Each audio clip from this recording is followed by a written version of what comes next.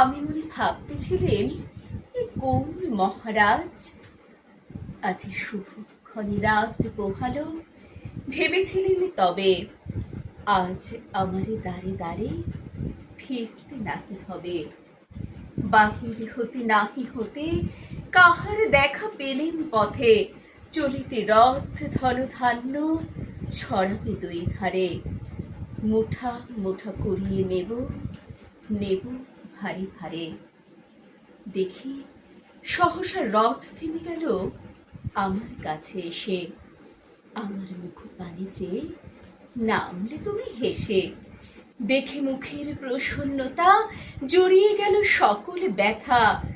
হেন কালে কিসের লাগে তুমি অকস্মাৎ, আমায় কিছু দাও গো বলে বাড়িয়ে দিলে হাত।